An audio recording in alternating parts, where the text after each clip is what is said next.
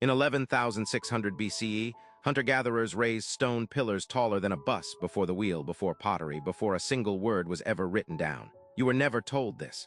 There's a reason, and the reason is stranger than the stones themselves. Southeastern Turkey, a hill called Göbekli Tepe, Potbelly Hill, to the farmers who walked over it for centuries, never knowing what sat beneath their feet. In 1994, a German archaeologist named Klaus Schmidt dug into that hill and found something that shouldn't have existed. Massive T-shaped limestone pillars, some weighing 16 tons, arranged in deliberate circles carved with foxes, scorpions, vultures, snakes, and carbon dating placed it at roughly 9600 BCE.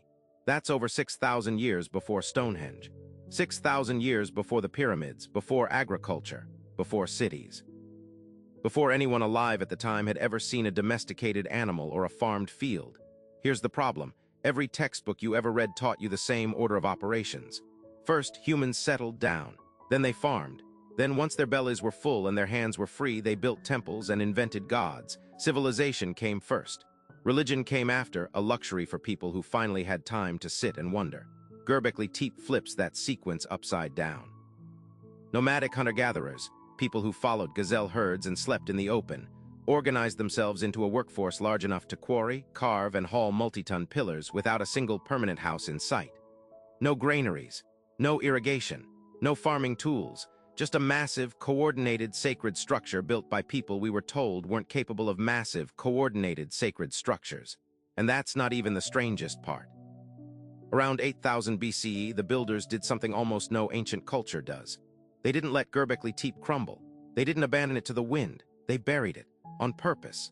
Layer by layer, they filled the enclosures with rubble, dirt, and broken flint, tons of it packed in by hand, until the entire complex vanished under an artificial hill. Every generation added another sealed layer on top of the last, like a tomb being closed again and again. Nobody knows why. There's no inscription, no burial remains explaining it as a graveyard ritual. Just a civilization that built something extraordinary and then chose, with total intention, to erase it from the surface of the earth. But here's what doesn't add up.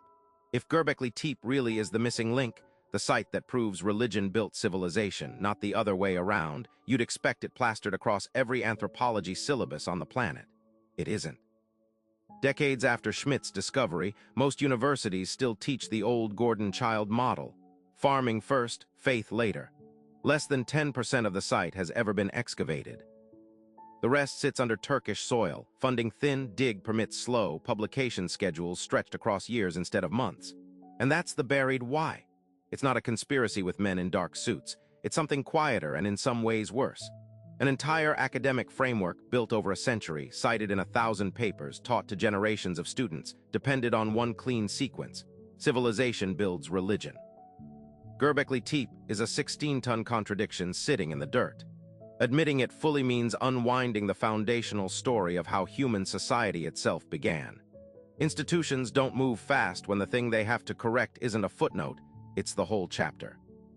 So the site gets acknowledged, filed as a curiosity, and left mostly unexcavated, while the old textbook version keeps getting printed because rewriting the narrative is slower, costlier, and far less comfortable than just not finishing the dig. Think about what else that means. If the single most consequential archaeological discovery of the last 100 years can sit 90% buried and still not force a rewrite, what else is sitting half-excavated because the truth was inconvenient for the story already in print?